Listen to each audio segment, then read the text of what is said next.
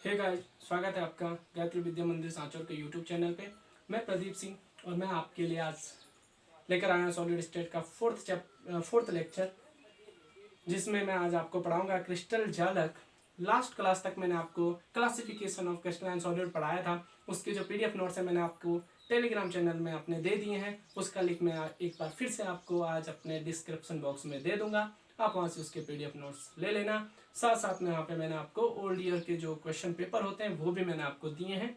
आप उनको भी देख करके उनके क्वेश्चन अटेम्प्ट करना स्टार्ट कर देना, जो जो टॉपिक आ रहे हैं, क्योंकि जनरली सभी टॉपिक से क्वेश्चन आए हैं किसी न किसी साल में। ठीक है, तो आज के टॉपिक पे डिस्कस करते हैं क्रिस्टल लैटिक्स या क्रिस्टल जालक क्या होता है।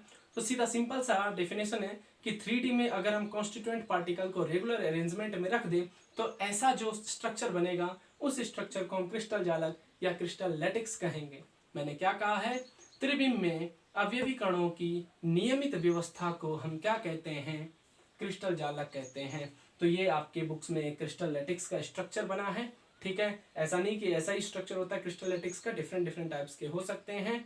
ठीक है, हम किसी अलग प्रकार से भी इसको क्या कर सकते हैं, समझा सकते हैं, बट जो according to your RBSC pattern में उसके हिसाब से आपको समझा रहा हूँ। यहाँ पे मैंने क्या कहा, 3D में अवयवी कणों की जो व्यवस्था होती है उसी को हम क्या कहते हैं, क्रिस्टल लैटिक्स कहते हैं। तो ये आप देखो, ये इसका ओरिजिन पॉइंट मान लो यहाँ पर, इसके एक्स डायरेक्शन में अगर आप जाओगे तो एक्स डायरेक्शन में जाने पर एक पार्टिकल मिलेगा, वाई जाने पर मिलेगा, जेड डायरेक्शन में जाने पर मिलेगा। यहाँ से ले लो एक्स वाई जेड, यहाँ पर ले लो एक्स वाई जेड, यहाँ पर ले लो एक्स वाई जेड, कहीं पे भी जा लो आप लोग, तो डिफरेंट डिफरेंट डायरेक्शन में जाओगे तो आपको हर जगह पार्टिकल मिलेंगे। और वो भी कैसे मिलेंगे, 3D में अरेंज मिलेंगे।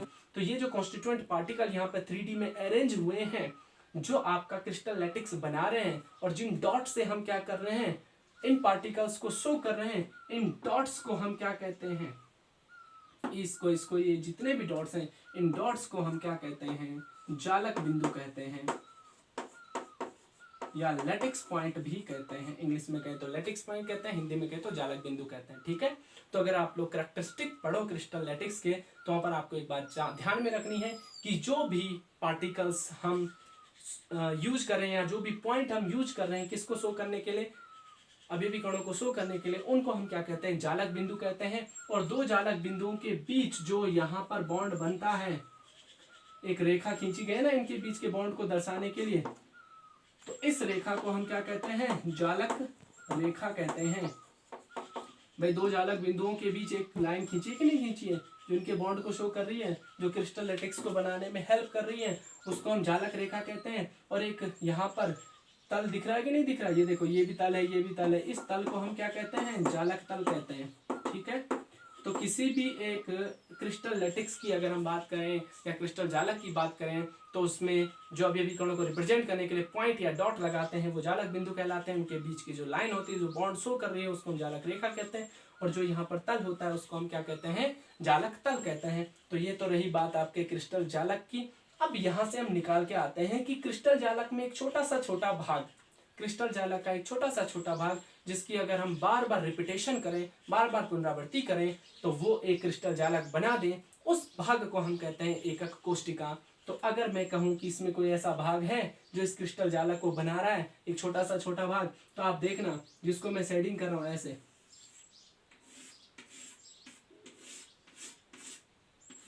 इस वाले भाग को आप देखो, ये वाला जो पार्ट है, ये वाला पार्ट इसके पीछे भी दिखेगा, ध्यान से देखना, देखो ये वाला जो पार्ट है इसके पीछे भी है, इसके यहाँ भी है, राइट हैंड साइड, उसके पीछे भी है, ऊपर भी है, उसके पीछे भी है, इधर भी है, इसके पीछे भी है। इधर भी आओगे तो और आगे बन जाएंगे, आगे भी बन जाएंगे। तो ये छोटा सा छोटा भाग जो दिख रहा है, इसकी हमने बार बार रिपीटेशन की, और बार बार रिपीटेशन से हमें क्या प्राप्त हुआ है, क्रिस्टल जालक प्राप्त हुआ है। तो ऐसे पार्ट को, ऐसे छोटे से छोटे भाग को हम क्या कहते हैं, एकक कोष्टिका कहते हैं। ध्यान रखना इस बात को। ठीक है, तो अगर आपसे एकक कोष्टिका की डेफिनेशन पूछे, यहाँ से एकक कोष्टिका निकल के आ गई है कि क्रिस्टल जालक का वह छोटे से छोटा भाग जिसकी बार बार पुनरावृत्ति पर क्या प्राप्त होता है, क्रिस्टल जालक प्राप्त होता है, क्या कहलाता है, एकक कोष्टिका कहलाता है। ठीक है, तो अगर मैं इसको बाहर निकाल लूं तो इस क्रिस्टल जालक के लिए ये आपकी यूनिट सेल हो जाएगी।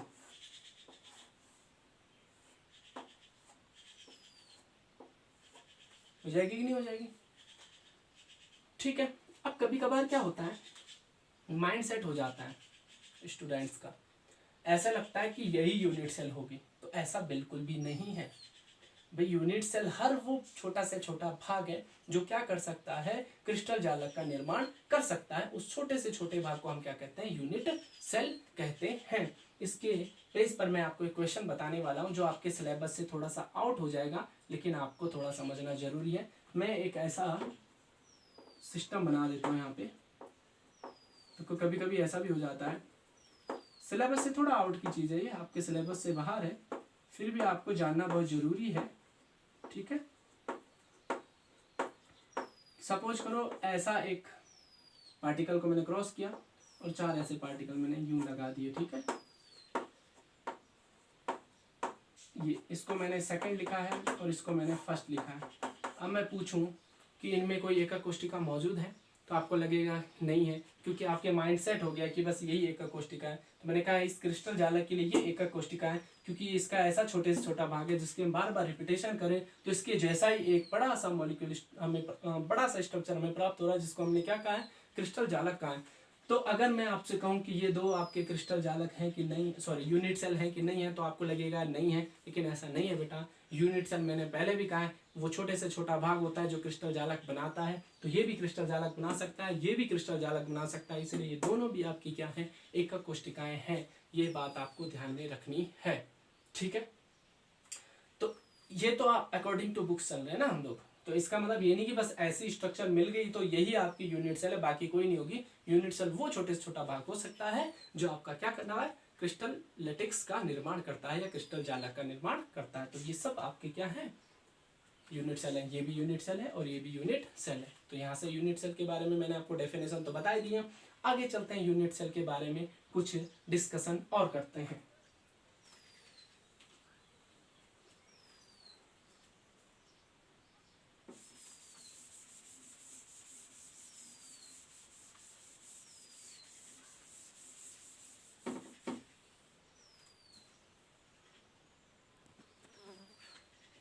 तो अब बात करते हैं यूनिट सेल की, एकक कोष्टिका की।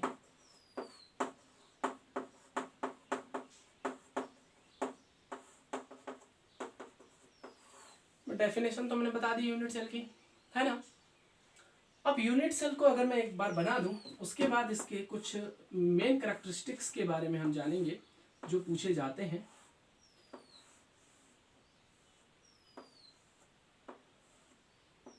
तो कोई भी यूनिट सेल जो होती है, हालांकि ये क्यूबॉइड टाइप की ही आपके बुक्स में है, मतलब क्यूबॉइड टाइप पे ही हम जनरली इसकी स्टडी करते हैं। ऐसा नहीं कि क्यूबॉइड ही होता है, हालांकि क्यूबॉइड जैसा लग नहीं रहा होगा, क्योंकि क्यूब सिस्टम बनाना थोड़ा टफ होता है। 2D में 3D रिप्रेजेंट करना टफ होता है।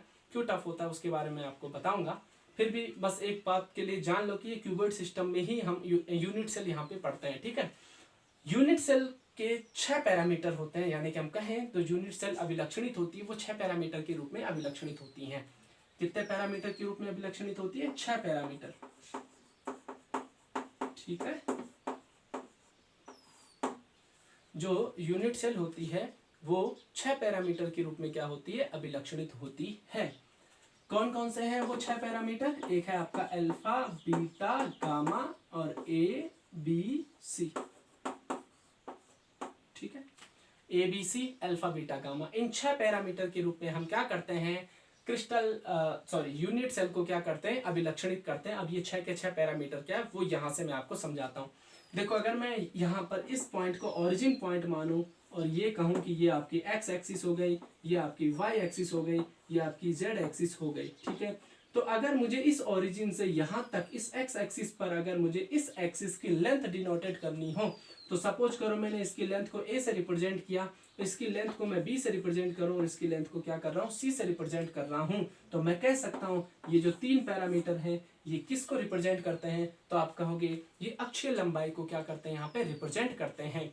इसके बाद आपके पास ये 3 और पैरामीटर है, अल्फा, बीटा, गामा। तो मैं कहूँ ए और सी के बीच का जो एंगल है वो कौन सा हो गया, अल्फा। बी और सी के बीच का एंगल कौन सा हो गया, बीटा। और ए और बी के बीच का एंगल कौन सा हो गया, गामा। तो अब मैं कहूँ ये 3 किसको रिप्रेजेंट करते हैं, तो आप कहोगे ये अक्षर कोण को रिप्रेजेंट करते हैं, तो 3 पैरामीटर अक्षर लंबाई को, 3 पैरामीटर अक्षर कोण को क्या करते हैं, रिप्रेजेंट करते हैं। और इस अक्षर लंबाई और अक्षर कोण के बेस पर, यानी कि टोटल इन 6 पैरामीटर के बेस पर 7 टाइप के क्रिस्टल सिस्टम बनते हैं। उन क्रिस्टल सिस्टम के बारे में मैं आपको आगे डिस्कस करूंगा। बस इसको ध्यान रखना कि ये पैरामीटर मैंने कैसे लिखे हैं, इसके बेस पे मैं आगे आपको समझाऊंगा कि कौन से स्ट्रक्चर किस किस टाइप से अलग अलग क्रिस्टल का क्या करती है, निर्माण करती है। इन्हीं 6 के बेस पर वो स्ट्रक्चर बनते हैं, या कहें तो वो क्रिस्टल सिस्टम बनते हैं। ठीक है, आगे कुछ और बेसिक पॉइंट मैं आपको बता देता हूं यूनिट सेल के बारे में।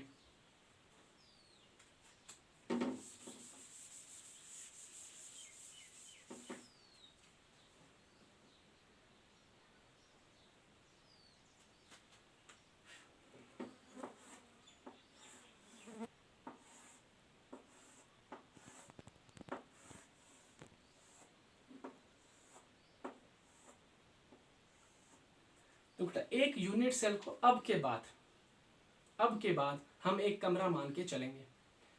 मैंने क्या कहा है, यूनिट सेल केवल कमरा जैसा नहीं होता, यूनिट सेल कोई भी हो सकती है जो क्रिस्टल लेटेक्स बनाने की क्षमता रखती हो। वो सारे का सारा छोटा से छोटा पार्ट आपका यूनिट सेल कहलाता है। बट अब अकॉर्डिंग टू इसके हम चले तो इसको हम क्या मान सकते हैं, एक रूम मान सकते हैं, है कि नहीं है। अब एक रूम मान ले तो एक रूम में कितने फेस होते हैं, एक बात बताइए भाई। एक रूम में आपके 6 फेस होते हैं, होते हैं कि नहीं होते, 6 सतह तो होती है। एक ये जहाँ पे मैंने बोर्ड लगाया, एक ये सरफेस है, एक इसके सामने वाला सरफेस है, एक लेफ्ट वाला है, एक राइट वाला है, एक ऊपर वाला है और एक नीचे वाला है। तो टोटल कितने सरफेस हो गए, 6 सरफेस हो गए। तो मैं कह सकता हूँ एक यूनिट सेल के 6 फेस होते हैं, है कि नहीं है।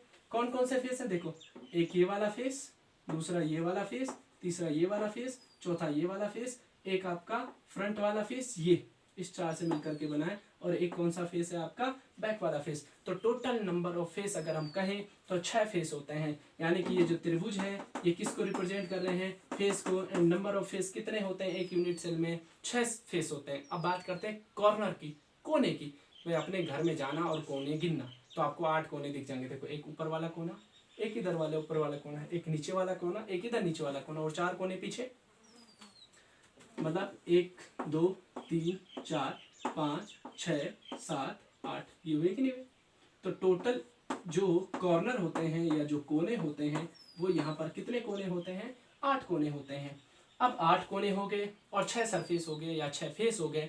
तो देखो जहां पर 2 फेस मिलते हैं ना, जैसे ये छत और ये वाली दीवार मिल रही है ना एक जगह पे, ऐसी वाली लाइन बन रही होगी, उस जगह को हम कहते हैं एड्ज। तो 2 फेस के मिलने के स्थान को हम एड्ज कहते हैं। देखो, ये छत वाला फेस और ये पीछे वाला फेस, ये दोनों फेस यहाँ पर मिल रहे हैं, तो ये वाली जो चीज है ना, इसको हम कहते हैं एड्ज। तो ऐसे टोटल एड्ज अगर आप अपने रूम में गिनोगे, जैसे फर्श को इस दीवार से मिला दो तो एक फेस यहाँ बन जाएगा, उसको इससे मिला दो एक फेस बन जाएगा, उस दीवार को इस दीवार से मिला दो एक और फेस बन जाएगा। ऐसे ऐसे करके आप टोटल गिनोगे तो total 12 face, sorry edges, face नहीं एड्स, 2 फेस को मिलाओगे तो क्या बनेगा, एड्स बनेगा। तो टोटल कितने एड्स बन जाएंगे आपके, 12 एड्स बन जाएंगे। एक एड्स ये, दूसरा एड्स ये, तीसरा एड्स ये, चौथा ये, पांचवा ये, छठा ये, सातवां ये, आठवां ये, 9वां, 10वां, 11वां और 12वां। समझ रहे हो ना बात को। देखो, पीछे वाला फेस, ये वाला फेस, ये वाला, इन दोनों यहाँ पर मिल रहे हैं, इस वाली जगह को हम क्या कहते हैं, एड्स कहते हैं। तो ये जो मैंने स्टार टाइप का लगाया है या मल्टीप्लिकेशन वाला साइन लगाया है, ये किसको रिप्रेजेंट करता है, एड्स को रिप्रेजेंट करता है। टोटल एड्स कितने होते हैं, 12। अब बात करते हैं बॉडी सेंटर की। भाई एक जो क्रिस्टल लेटेक्स, सॉरी एक जो यूनिट सेल होता है, ये जो एक कमरा होता है, उसके बॉडी का सेंटर तो एक ही होता है ना भाई, इस कमरे का एक ही तो सेंटर है कि नहीं है। तो अगर मैं बात कहूँ बॉडी का सेंटर, इसको मैं माना कि आपके स्क्वायर से रिप्रेजेंट करूँ, तो स्क्वायर केवल सेंटर पे होगा। यानी कि जो बॉडी सेंटर होता है वो आपका केवल और केवल कितना होता है, एक होता है। तो 6 फेस, 8 कॉर्नर और 12 एड्स और एक बॉडी सेंटर के साथ एक यूनिट सेल हमने यहाँ पे समझाई है। अब इन जगहों पर अगर मैं पार्टिकल्स रखना शुरू कर दूं तो डिफरेंट जगह पर जब हम पार्टिकल रखते हैं, डिफरेंट पोजीशन पर जब हम पार्टिकल रखते हैं, तो उसके बेस पर एकक कोष्टिकाओं को क्या किया गया है, क्लासिफाई किया गया है। तो अब हम पढ़ने वाले हैं एकक कोष्टिका के प्रकार के बारे में, और वो भी किसके बेस पर पढ़ने वाले हैं, यहाँ पर इन पोजीशंस पर हमें क्या करने हैं, कॉन्स्टिट्यूएंट पार्टिकल रखने हैं। तो एकक कोष्टिका जो होती है ऑन दैट बेसिस, किसके बेस पर, डिफरेंट पोजीशन पर पार्टिकल्स को रखने के बेस पर या कॉन्स्टिट्यूएंट पार्टिकल को रखने के बेस पर एकक कोष्टिकाओं को हमने दो प्रकार से वर्गीकृत किया है। पहली होती है आपकी सरल एकक कोष्टिका, या इसको हम आद्य एकक कोष्टिका भी कहते हैं, शॉर्ट में कहें तो इसको एससीसी और क्या कहते हैं, पीसीसी भी कहते हैं। और दूसरी एकक कोष्टिका होती है आपकी केंद्रित एकक कोष्टिका। तो दो टाइप की एकक कोष्टिकाएं बन गई, एक सरल एकक कोष्टिका और एक केंद्रित एकक कोष्टिका। अब बात करते हैं कि सरल एकक कोष्टिका क्या होती है। तो सरल एकक कोष्टिका एक ऐसी एकक कोष्टिका है जिसमें अवयवी कण केवल और केवल कॉर्नर पर पाए जाते हैं, कहे तो कोनों पर पाए जाते हैं। तो ये बन गया आपका यूनिट सेल बनाई, और इसमें पार्टिकल को कहां कहां रखना है, केवल और केवल कोनों पर। अब कोने कितने होते हैं, मैंने पहले कहा 8 होते हैं, लो रख दो, 1 2 3 4 5 6 7 8 हो गए। 8 कोनों पर हमने पार्टिकल्स रखे। इस प्रकार से जो एकक कोष्टिका यहाँ पे प्राप्त हुई उसको एससीसी पीसीसी सरल एकक कोष्टिका या आद्य एकक कोष्टिका कहते हैं। अब बात करते हैं केंद्रित एकक कोष्टिका की, ये क्या होती है। तो अगर अवयवी कण कोनों के साथ साथ किसी अन्य स्थान पर भी रखे गए हैं तो ऐसे सिस्टम को हम कहते हैं केंद्रित एकक कोष्टिका। ठीक है, कोनों पर तो होंगे पार्टिकल, अब कोनों के अलावा किसी और स्थान पर भी होंगे। इसके बेस पर इसको हमने 3 प्रकार से वर्गीकृत किया है, बीसीसी, एफसीसी और ईसीसी। देखो, अगर आप 12th क्लास से ऊपर वाली क्लासेस में पढ़ रहे हो और अगर आप ये वीडियो देख रहे हो तो मैं आपको बता देता हूँ कि देखो यूनिट सेल के टाइप्स बहुत ज़्यादा होते हैं, डीसीसी भी आ जाता है, ठीक है, लेकिन केवल 12th क्लास की बात कर रहा हूँ यहाँ पे, इसीलिए इस चीज़ को मिसगाइड मत कर लेना। मैं जो ये बातें कह रहा हूँ ये 12th क्लास के लिए ही कह रहा हूँ, इसीलिए मैंने केंद्रित एकक कोष्टिकाओं को कितने पार्ट में पार्टिसिपेट किया है, 3 भागों में डिवाइड किया, डिवाइड किया है 3 भागों में। ठीक है, अगर आप हायर क्लासेस में पढ़ रहे तो यहाँ से कंफ्यूज मत हो जाना, वहाँ पे आपको बहुत ज़्यादा यूनिट सेल देखने को मिलेंगी, वो अलग बात है। अब बात करते हैं कि बीसीसी क्या होता है, एफसीसी क्या होता है, ईसीसी क्या होता है। देखो, बीसीसी की फुल फॉर्म होती है body centred cubic system. Body मतलब काय या केंद्रित एकक कोष्टिका, बी से बॉडी, तो काय याद रखना, काय केंद्रित एकक कोष्टिका। एफ से फेस सेंटर्ड क्यूबिक सिस्टम, फलक केंद्रित एकक कोष्टिका। ईसीसी एंड सेंटर्ड, अंत्य केंद्रित एकक कोष्टिका। तो 3 प्रकार की एकक कोष्टिकाएं होती हैं। अब मैंने क्या कहा, केंद्रित एकक कोष्टिका क्या होती है, जिसमें अवयवी कण कोनों के अतिरिक्त या कोनों के साथ साथ किसी अन्य स्थानों पर भी पाए जाते हैं। तो अब देखो, अगर कोनों के अतिरिक्त, यहाँ नाम से पता चला B for body, C for centre, यानी कि बॉडी के सेंटर पर यदि अवयवी कण कोनों के अतिरिक्त बॉडी के सेंटर पर भी हैं तो ऐसी एकक कोष्टिका क्या कहलाएगी, आपकी बीसीसी कहलाएगी।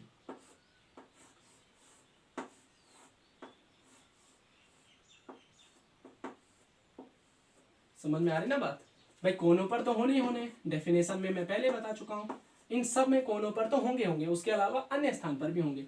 तो अन्य स्थान पर कहाँ पे होंगे वो नाम से पता चल जाएगा। बी फॉर बॉडी, बॉडी के सेंटर पर, सी फॉर सेंटर्ड, बॉडी के सेंटर पर अवयवी कण होना चाहिए, तो ये कोनों पर तो लगा दिया और एक मैंने बॉडी के सेंटर पर लगा दिया, तो ये बन गया आपका बीसीसी।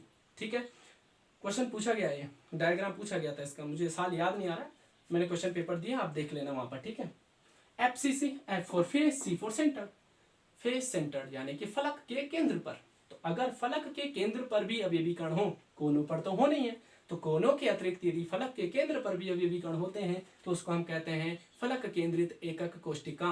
अब आप बताइए फेस कितने होते हैं एक एकक कोष्टिका में, अभी थोड़ी देर पहले बताए थे 6 फेस होते हैं, left, right, back, front, up and down. तो ये बनाओ एक एकक कोष्टिका।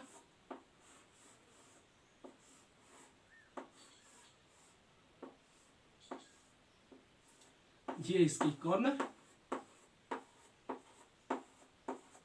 और 6 फेस ले लो इसके, एक फेस ये, दूसरा फेस ये, लेफ्ट राइट वाले, एक अप एंड डाउन और एक फ्रंट वाला और एक बैक वाला। ठीक है, ये बैक वाला है ना इसके बीच में और ये फ्रंट वाला है ना इसके बीच में, तो ये जो स्ट्रक्चर बनी ये आपकी एफसीसी बनी। ईसीसी, ईसीसी क्या होती है, एक ऐसा सिस्टम होता है जिसमें अवयवी कण कोनों पर तो होंगे, वो तो फिक्स है भाई, केंद्रित है तो कोनों पर तो होनी है, इसके अलावा दो विपरीत फलकों के केंद्र पर, अब दो विपरीत फलक कौन कौन से हो सकते हैं, या तो आपका बैक और फ्रंट हो सकता है, या तो लेफ्ट राइट हो सकता है, या तो अप एंड डाउन हो सकता है। तो कोई से भी दो विपरीत फलक ले लो और उनके सेंटर पर आप क्या लगा दो, अवयवीकरण लगा दो, तो वो आपका ईसीसी बन जाएगा, अंतः केंद्रित एकक कोष्ठिका बन जाएगा।